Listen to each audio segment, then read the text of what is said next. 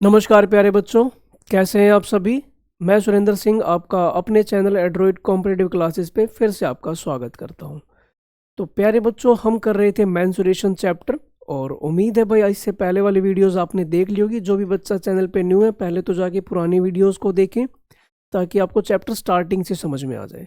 तो आज हम मेंसुरेशन में क्वाड्रिलेटरल कर रहे थे और उसी में हम आज कुछ नए टॉपिक की चर्चा करेंगे, जैसे रोम्बस है, ट्रेपीजियम है, स्क्वायर है, इनकी हम चर्चा करने वाले हैं। तो चलिए कैसे क्या क्वेश्चन है, टॉपिक है, उनको हम डिस्कस करते हैं वन बाय वन। तो सबसे पहले हम बात करने वाले हैं स्क्वेयर्स की। तो स्क्वायर की अगर मैं खास बात देखूं तो क्या है, सबसे पहली बात, चारों साइड इसमें इक्वल होंगी। जो ये चारों साइड यहाँ पे गिवन है, चारों वैल्यू इक्वल होंगी। दूसरी इसमें जो चीज़ आपने ध्यान रखनी है, ईच एंगल आपका 90 डिग्री का होगा, यानी कि ईच एंगल 90 डिग्री और चारों साइड इक्वल होंगी, उसी को हम बोलते हैं क्या, स्क्वायर। इसके अलावा कुछ क्या प्रॉपर्टी जो आपने याद रखनी है वो डिस्कस करते हैं। तो भाई सबसे पहली चीज इसमें एक ये कि डायगोनल इसके आपस में बराबर होते हैं। जो ये डायगोनल है ये आपस में दोनों इक्वल होंगे, ठीक है। इसकी एक प्रॉपर्टी आपने याद रखनी है। दूसरी चीज, जो ये डायगोनल आपस में कट करते हैं ये 45 पे कट करते हैं, ठीक। और डायगोनल जो ये आपस में हो रहे हैं ये दोनों इक्वल रहेंगे। ये है भाई स्क्वायर की प्रॉपर्टी जो आपने ध्यान रखनी है। ज्योमेट्री मेंसुरेशन भाई फॉर्मूले और प्रॉपर्टी का बहुत बड़ा रोल है। चलिए इसके कुछ फॉर्मूले की बात कर लेते हैं, जैसे कि पेरीमीटर। इसका पेरीमीटर क्या होगा, पेरीमीटर की अगर हम बात करें तो क्या होगा, 4 इंटू साइड यानी कि 4a। एरिया की अगर मैं बात करूं कि इसका एरिया क्या होगा, तो साइड का स्क्वायर। और बात करूं कि इसका डायगोनल क्या होगा, डायगोनल की अगर हम बात करें तो डायगोनल की लंबाई होती है √2 इंटू ए का मतलब यहाँ पे साइड से है। तो ये बातें आपने स्क्वायर में ध्यान रखनी है। चलिए इसके हम क्वेश्चन डिस्कस करते हैं, कैसे क्वेश्चन आपके एग्जाम में पूछे जाएंगे उनकी चर्चा करते हैं। तो इसने कहा कि दो वर्ग हैं, उनका परिमाप है 24 और एक का परिमाप है 32। इन दोनों वर्गों के क्षेत्रफल का जो योग है वो तीसरे के बराबर है। तो आपने तीसरे का परिमाप पता लगाना है कि उस तीसरे का परिमाप क्या रहा होगा। तो देखें प्यारे बच्चों, आपके पास एक स्क्वायर है, ये दूसरा स्क्वायर है, ठीक है। इसका परिमाप जो है वो है 24। तो आप इसकी साइड कह सकते हैं बड़े आराम से 6 रही होगी। इसका परिमाप कितना है 32, तो इसकी साइड कितनी रही होगी, तो वो रही होगी 8। अब इसने कहा कि इन दोनों का एरिया जो है उनको जोड़ता हूं तो किसी तीसरे के बराबर है। अब इसका एरिया कितना होगा 36, इसका एरिया कितना होगा तो 64, वो किसी तीसरे एरिया के बराबर है। तो तीसरे वाले का मैंने ए नाम रख दिया। ये कितना हो जाएगा 100 बराबर है ए स्क्वायर। तो ए की अगर आप वैल्यू निकालते हैं तो कितना आएगा 10। अगर उसकी साइड 10 है तो उसका पेरीमीटर कितना हो जाएगा, तो आप कहेंगे 40। यानी कि आपका ऑप्शन नंबर बी यहाँ पर करेक्ट होगा। उम्मीद है इतनी बात समझ में आ गई होगी अच्छे से। चलिए अगले सवाल की ओर बढ़ते हैं। क्या कहा गया, दो वर्ग हैं उनका परिमाप है 40 और 32। तो इतनी बात तो पिछले वाले क्वेश्चन में भी थी, परिमाप आपको गिवन है। इन दोनों वर्गों के क्षेत्रफल का अंतर किसी तीसरे वर्ग के बराबर है। तो आपने तीसरे वर्ग का परिमाप निकालना है। इस बार अंतर इक्वल है। अब पहले वाले का जो पेरीमीटर है वो कितना है भाई 40, तो इसकी साइड कितनी रही होगी, तो वो रही होगी 10। दूसरे वाले का जो पेरीमीटर है वो कितना रहा होगा 32, तो उसकी साइड कितनी रही होगी, तो उसकी साइड रही होगी कितनी 8, ठीक है। अगर हम बात करें इनके एरिया का डिफरेंस, तो इसका एरिया कितना हो जाएगा, तो आप कहेंगे 100 और इसका एरिया कितना हो जाएगा 64, वो किसी तीसरे के एरिया के बराबर है, यानी कि ए स्क्वायर। इसका डिफरेंस कितना आ रहा है 36। बस खत्म ही समझे आप इस सवाल को। ए का मान जो आ जाएगा वो कितना आ जाएगा 6। अब आपने परिमाप निकालना एक बार। मान लीजिए साइड 6 है तो परिमाप कितना होगा, तो परिमाप हो जाएगा 24, यानी कि ऑप्शन नंबर ए आपका यहाँ पर करेक्ट हो जाएगा। उम्मीद है प्यारे बच्चों समझ में आ रहा होगा। सिर्फ आपने अपने फॉर्मूले और जो भी इंस्ट्रक्शन गिवन है उसके हिसाब से चलना है। लास्ट में एक वैल्यू पूछी होगी वो आपने पता लगाना, मतलब आपके फॉर्मूले और प्रॉपर्टीज अच्छे से क्लियर होनी चाहिए। अगला क्वेश्चन क्या कहा गया, 8 सेंटीमीटर वाली वृत्त के अंदर बने वर्ग का क्षेत्रफल ज्ञात करना है। यानी कि आपके पास एक सर्कल है, उसके अंदर एक वर्ग बना हुआ है, उसका आपने क्षेत्रफल निकालना है। तो देखिए प्यारे बच्चों, हमें क्या करना है, सर्कल,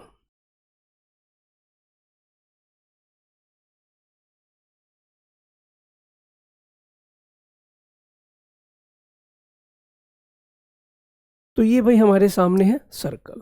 अब इस सर्कल के अंदर हमें क्या बनाना है, एक वर्ग बनाना है। तो एक बार मैं वर्ग भी यहाँ पे ड्रॉ कर देता हूं।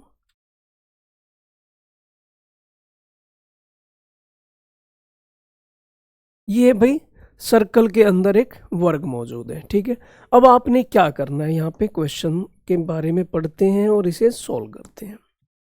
तो इसने ये कहा कि त्रिज्या कितनी है, 8 सेंटीमीटर। अगर मैं बात करूं कि त्रिज्या अगर 8 सेंटीमीटर है तो ये आप कह सकते हैं ये डायमीटर है, यानी कि डायमीटर की वैल्यू कितनी हो जाएगी, तो आप कहेंगे 16 सेंटीमीटर। ये जो डायामीटर है ये स्क्वायर के लिए क्या है, डायगोनल है। इस स्क्वायर के लिए ये जो लाइन है येलो वाली, ये क्या है, डायगोनल।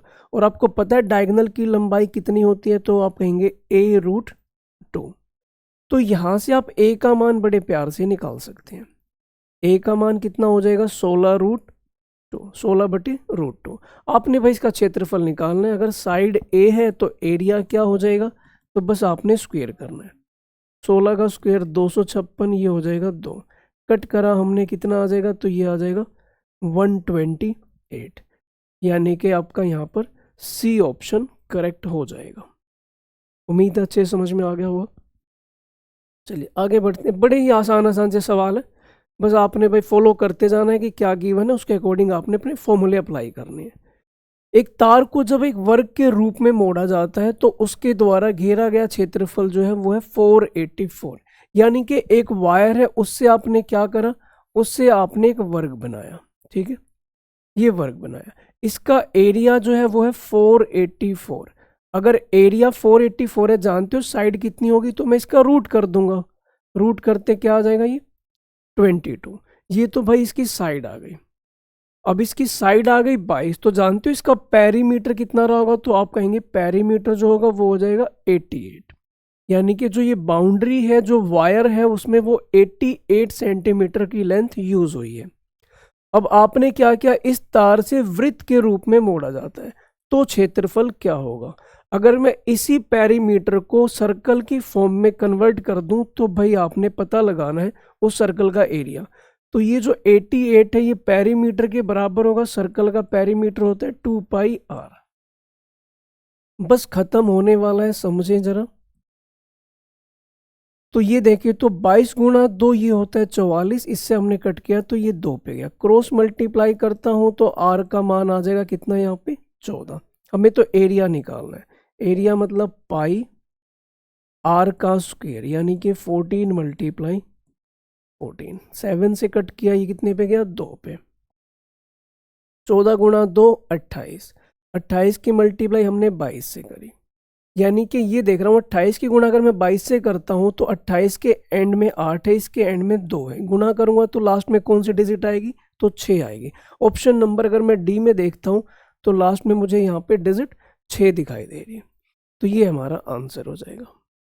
ठीक है जी, आगे बढ़ते हैं। किसी आयत की लंबाई उसके चौड़ाई के 3 गुने के बराबर है। उस वर्ग का क्षेत्रफल निकाले जिसका परिमाप आयत के बराबर है, ठीक है, और लंबाई कितनी बता दी, 40। देखना भाई जरा, मैं एक बार डायग्राम ड्रॉ कर लूं।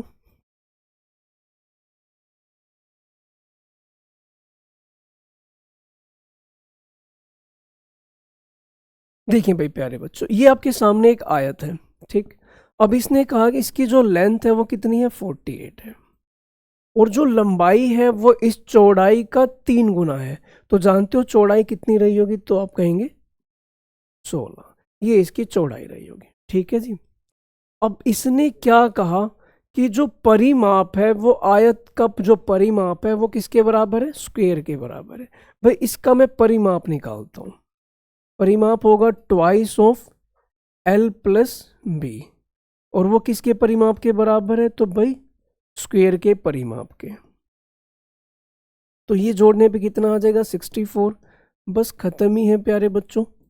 ये 16 पे कट हुआ, ए का मान कितना आया, तो ए का मान आ गया 32, ए का मान यहाँ पे आ गया 32। तो भाई बताओ जरा एरिया क्या होगा, तो आप एरिया निकाल सकते हो, साइड का स्क्वायर यानी कि 32 का स्क्वायर क्या होगा 1024, यानी कि ऑप्शन नंबर बी आपका यहाँ पर करेक्ट होगा। बताइए समझ में आती है इतनी बात, कोई परेशानी नहीं है, बस तो फिर चलो आगे। अगले क्वेश्चन में क्या कहा गया, यदि वर्ग और वृत्त का परिमाप समान है, वृत्त का क्षेत्रफल गिवन है, तो भाई सबसे पहले तो मैं इस क्षेत्रफल से मैं निकालूंगा रेडियस। तो वृत्त का क्षेत्रफल है यानी कि पाई आर स्क्वायर की वैल्यू कितने के बराबर है, तो 3850। पाई का मान है 22/7, रेडियस हमें पता नहीं, ठीक है। अगर मैं इसे 22 के पहाड़े से कट करता हूं तो 22 एकम 22 कितना रह गया 16, ठीक है। अब मैं ये देखूं तो 22 सत्ते 154 और 22 पंजे 110, कुल मिला के ये 175 पे कट होगा।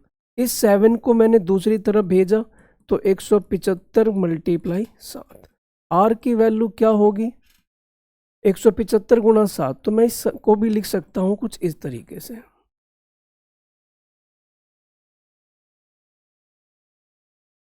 पिचहत्तर का मतलब होता है 25 गुणा 7, तो ये हमने लिख दिया। अब इसमें से आप एक बात बताओ, एक 7 बाहर निकलेगा और एक 25 का 5 बाहर निकलेगा, तो हम कह सकते हैं रेडियस कितना आ गया 35, ठीक है भाई।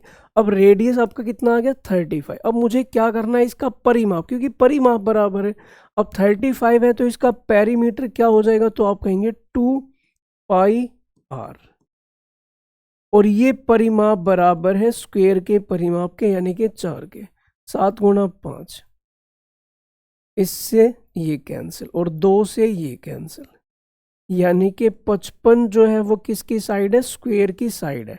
अगर इसकी साइड 55 है तो एरिया क्या होगा, तो आप कहेंगे 55 का स्क्वायर।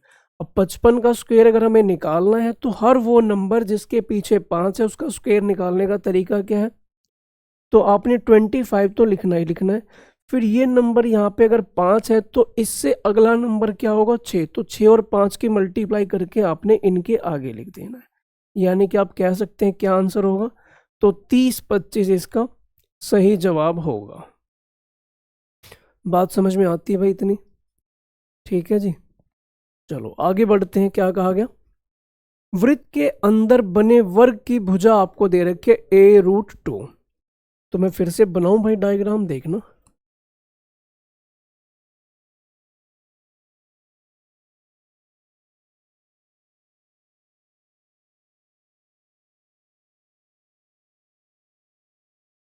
ये लो भाई, वृत्त के अंदर आपने यहां पर एक डायग्राम बना दिया। ये वृत्त के अंदर आपने एक वर्ग बना दिया और इसकी जो भुजा है वो है a√2, इसकी साइड है a√2। तो बताओ वृत्त की परिधि क्या होगी, वृत्त की परिधि तो आप तब बता पाएंगे जब आपको रेडियस पता होगा। हमने क्या करा, सबसे पहले तो मैं डायगोनल निकालूंगा, ठीक है। डायगोनल कितने के बराबर होता है, तो वो होता है √2 इंटू साइड के,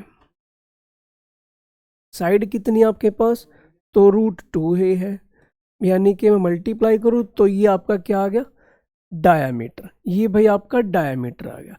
तो रेडियस क्या हो जाएगा, इसका हाफ कर दोगे यानी कि ए, रेडियस आपका आ गया ए। आपको तो पेरीमीटर निकालना है तो 2 पाई आर, 2 पाई ए, क्योंकि आर की वैल्यू है ए, तो 2 पाई ए मतलब कि ऑप्शन नंबर ए यहाँ पर करेक्ट होगा। समझ में आ रही है प्यारे बच्चों, कोई परेशानी दिक्कत नहीं हो रही, ठीक है। उम्मीद है मेंसुरेशन चैप्टर का खौफ भाई धीरे धीरे आपके दिलों से निकल रहा होगा, तो वेरी गुड, समझते चलो बस, और क्या कोई बड़ी बात थोड़ी ना है। अगला देखें, 28 सेंटीमीटर भुजा वाले वर्ग के अंदर खींचे गए बड़े से बड़े वृत्त का क्षेत्रफल ज्ञात करें। अब इसका डायग्राम कैसा बनेगा वो देखते हैं। तो पहले तो आपने भाई इस बार वर्ग बनाया, फिर उसके बाद इसके अंदर आपने एक सर्कल बनाया,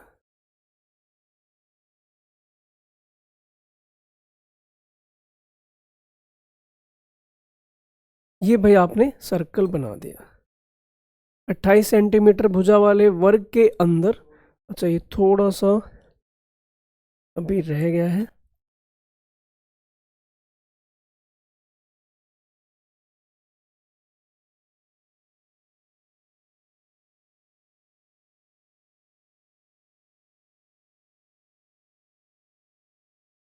ठीक है अब परफेक्ट है। ओके जी, तो भाई ये आपने बनाया, ठीक है। अब इसने कहा कि इसकी जो साइड है वो कितनी है 28, ये हमने 28 सेंटीमीटर। अब पूछ रहा है कि भाई वृत्त का क्षेत्रफल बताएं। अगर मैं आपसे बात करूं कि ये क्या कहलाएगा, तो ये डायामीटर कहलाएगा, और ये क्या कहलाएगा हाफ रेडियस। रेडियस की वैल्यू कितनी हो जाएगी 14। तो इसका एरिया क्या होगा, एरिया होगा पाई आर स्क्वायर, और रेडियस तो आपको पता ही है कितना गिवन है आपको 14। 14 आपने यहाँ पे रख दिया, सोल्व करते हैं, 7 से गया कितने पे 2 पे, फिर 14 गुणा 2 28, 28 में यानी कि लास्ट में 8 है, और इसके पीछे यानी कि 2 है, तो मल्टीप्लाई करूंगा 8 और 2 की, यानी कि लास्ट में क्या आना चाहिए 6 आना चाहिए। 6 कौन से ऑप्शन में, डी ऑप्शन में। ये हमारा आंसर। बताइए समझ में आ रही है अच्छे से, कोई परेशानी की दिक्कत की बात तो नहीं होगी, उम्मीद करता हूँ समझ में आ रहा होगा। किसी वर्ग के भीतर खींचे गए वृत्त का क्षेत्रफल है, वर्ग के अंदर है भाई यहाँ पे क्या सर्कल, उसका एरिया है 9 पाई, वर्ग का क्षेत्रफल ज्ञात करें। क्या ये पिछले सवाल वाली बात आ गई? इसने कहा वर्ग के भीतर, लो मैं बना दूं फिर से डायग्राम, क्या कह रहे हो? हाँ ये लो भाई,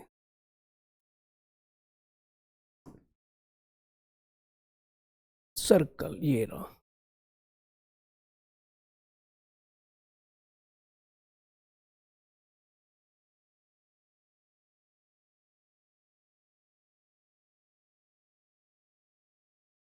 लो भाई ये आपके सामने आ गया। तो प्यारे बच्चों ये आपने बना दिया, वर्ग के अंदर एक वृत्त बना दिया।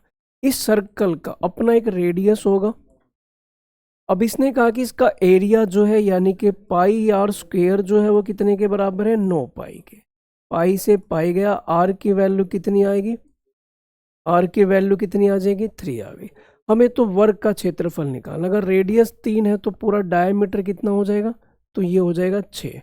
जो डायमीटर है वही तो एक्चुअल में इसकी साइड है 6। तो एरिया क्या हो जाएगा वर्ग का, तो ए स्क्वायर यानी कि 6 का स्क्वायर करेंगे तो कितना आएगा 36, यानी कि 36 इसका सही जवाब हो जाएगा। ये हमें बताना था। बताइए बात समझ में आई अच्छे से, कोई दिक्कत परेशानी तो नहीं हो रही? बोलो, चलें आगे।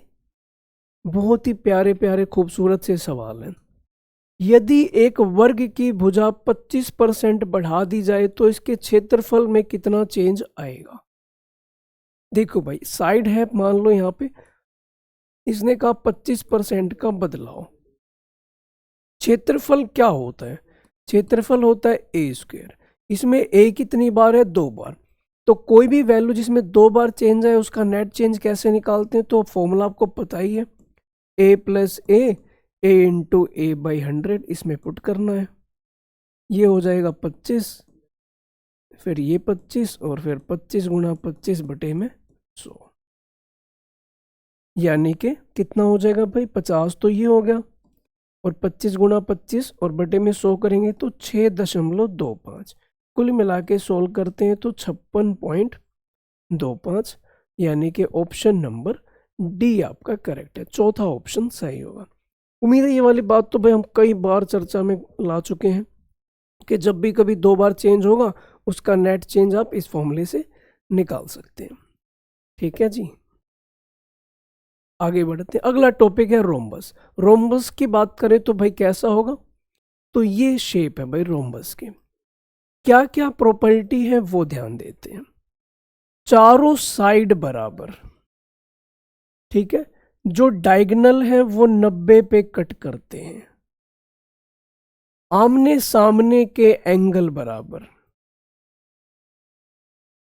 ये इसके बराबर और ये इसके बराबर, चारों साइड बराबर। ठीक है भाई, ये प्रॉपर्टी है इसमें। अब इसकी बात करते हैं हम, इसमें एरिया, पेरीमीटर, ये सब चर्चा करते हैं। पेरीमीटर क्या है, चारों बाउंड्री जोड़ेंगे तो 4 इंटू ए। एरिया की बात करें तो एरिया होता है half into D1 multiply D2। अच्छा, इसमें एक प्रॉपर्टी और भी है, जो डायगोनल है ये आपस में इक्वल होते हैं, ये इसके बराबर होगा और ये वाली साइड, ये वाली लेंथ इसके बराबर होगी, ये आपस में इक्वल होते हैं। ठीक है भाई, बात समझ में आ गई। चलो अब बात करते हैं भाई सवालों की। पहला क्वेश्चन छोटा सा और बिल्कुल मामूली सा, हल्का फुल्का। कहा कि रोम्बस के जो डायगोनल है 16 और 12 है, बताओ इसका क्षेत्रफल क्या होगा। उम्मीद है अब तक तो आंसर भी आ चुका होगा कई बच्चों का। Half into D1 multiply D2। D1 कितना है आपका, तो भाई 16 है, और D2 कितना है, 12 है। ये हमने कट करा, ये 6 पे गया। 16 गुणा 6 कितना हो जाएगा, 96, यानी कि ऑप्शन नंबर बी आपका यहाँ पर करेक्ट होगा। बात समझ में आई। आगे बढ़ते हैं। इसने कहा कि समचतुर्भुज के जो विकर्ण है वो है 16 और 12, तो इस भुजा की लंबाई क्या होगी। देखो भाई प्यारे बच्चों, इस बार आपको विकर्ण दे दिया। मैं यहां पर एक डायग्राम बना लूं पहले।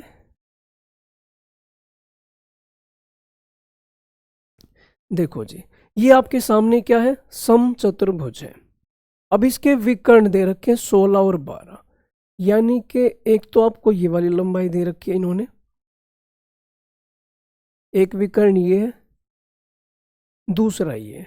विकर्ण की लंबाई 16 है, इसका मतलब मैं ये कह सकता हूँ 8 ऊपर 8 नीचे। दूसरा विकर्ण 12 है, मतलब कि ये 6 है तो ये 6 है। और आपको पता होना चाहिए कि विकर्ण कहाँ कट करते हैं, 90 पे।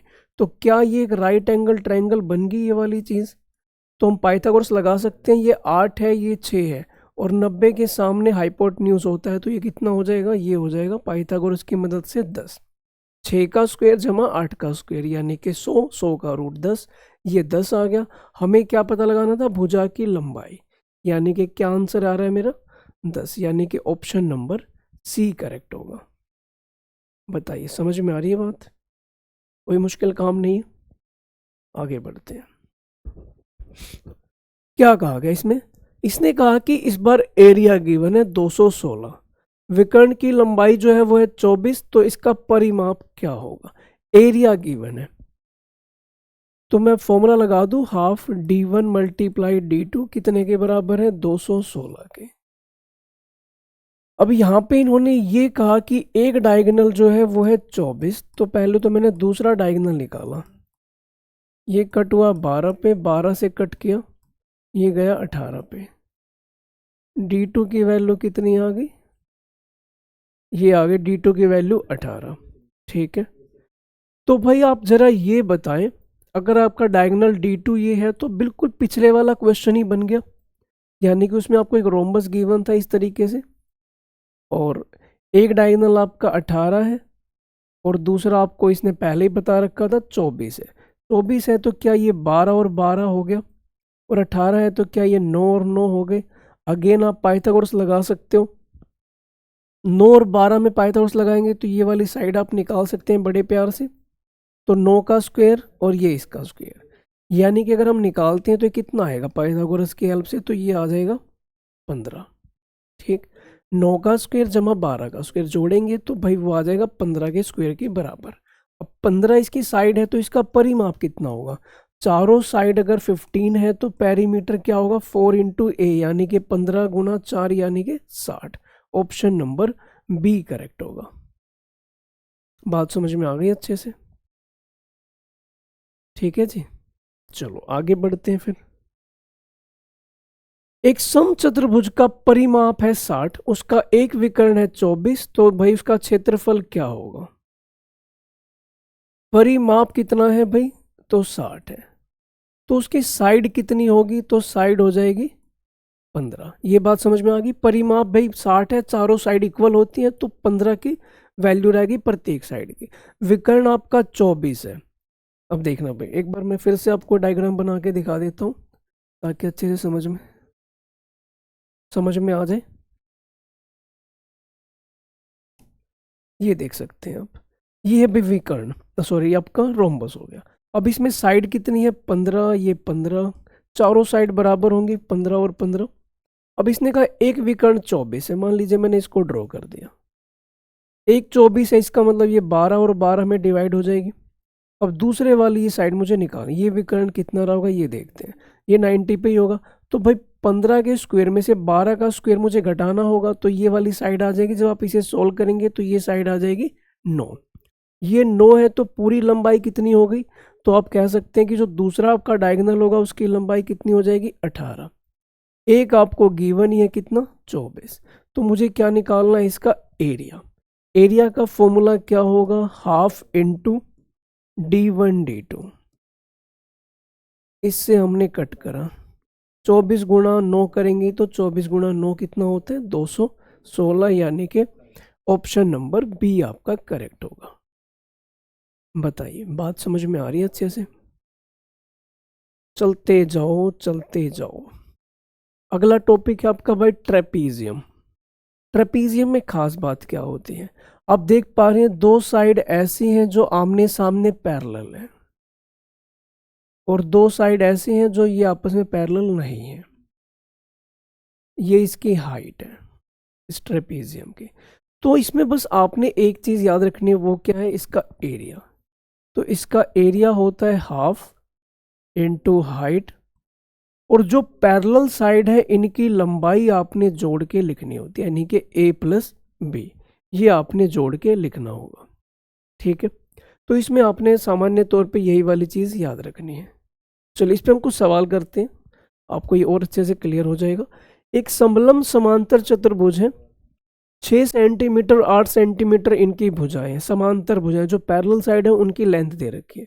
दोनों भुजाओं के बीच का अंतर यानी कि जो हाइट है वो कितनी है 4 है, इसका क्षेत्रफल क्या होगा, तो हाफ इंटू हाइट कितनी है 4, दोनों साइड जोड़ दूं तो 8 और 6 कितना हो जाएगा 14, तो कितना हो जाएगा 14 गुणा 2 28, यानी कि ऑप्शन नंबर ए यहां पर करेक्ट होगा। बात समझ में आई? ठीक है जी, अच्छे से क्लियर है ना? आगे बढ़ते हैं, क्या कहा गया, यदि समलंब समांतर भुजाएं 15 और 20 हैं, समलंब का क्षेत्रफल गिवन है, तो दोनों समांतर भुजाओं के बीच की दूरी पता लगानी, यानी कि हाइट पता लगाना है। तो एरिया इस बार गिवन है आपको कितना 175, हाफ इंटू हाइट यहाँ पे कितनी है, तो हाइट यहाँ पे आपको पता लगानी है, सॉरी। और उसके बाद इसने क्या कहा, दोनों समांतर भुजाएं गिवन है 15 और 20 जोड़ेंगे तो क्या हो जाएगा 35। 35 से अगर मैं इसे कट करता हूं तो 5 पे जा रहा है, और 2 को उधर क्रॉस में भेजूंगा तो h की वैल्यू कितनी आएगी, तो h की वैल्यू आ जाएगी 10, यानी कि सी ऑप्शन आपका यहाँ पर करेक्ट होगा। बताइए समझ में आ रही है बात? उम्मीद है अच्छे से क्लियर हो गया होगा। अगला देखें भाई, तो इसने कहा कि एक समलंब चतुर्भुज के समांतर भुजा की लंबाई 30 और 20 है, इसका क्षेत्रफल 450, एग्जैक्टली सेम सवाल है, ठीक है, हल्का फुल्का क्वेश्चन ही है। तो हमने क्या किया, एरिया वाला फॉर्मूला, हाफ इंटू हाइट हमें नहीं पता, दोनों साइड को जोड़ने पे कितना आ रहा है 50, और एरिया कितने के बराबर है, तो 450 के। ये कट किया हमने भाई कितने पे 25 के टेबल पे, और ये हमने कट किया 25 एक पे गया, उसके बाद फिर 8 पे जाएगा, तो h की वैल्यू कितनी आ गई 18, यानी कि यहाँ पर बी ऑप्शन करेक्ट होगा। बताइए, मेरे ख्याल से बिल्कुल आराम से फ्लो में समझ में आ रहा होगा अच्छे से, कोई ज़्यादा दिक्कत वाली बात तो है ही नहीं इसमें। किसी समलंब की समांतर भुजाएं जो है उनका अनुपात है 2:3, तथा उनके बीच की दूरी है 12 और उसका क्षेत्रफल ये है। तो बताओ जरा, समांतर भुजाओं में बड़ी भुजा अपने ज्ञात करनी है। देखिए भाई, फॉर्मूला याद करो, हाफ इंटू हाइट कितनी है 12, साइड जो है वो 2:3 है, तो मैंने कहा ठीक है, एक को 2x मान लो, एक को 3x मान लो। और एरिया कितने के बराबर है? 480 के। 2 से हमने कट किया, ये 6 पे गया, 6 से हमने कट किया, ये 80 पे गया। जोड़ा तो ये आ गया 5x बराबर है 80 के। x का मान कितना आ गया? तो x का मान आ गया 16। ये बात क्लियर है? x की वैल्यू यहाँ पे कितनी आ जाएगी? 16 आ गई। अब इसने क्या कहा कि बताओ जरा बड़ी भुजा कौन सी होगी। तो आपने दो भुजाएं मानी थी, एक 3x एक 2x।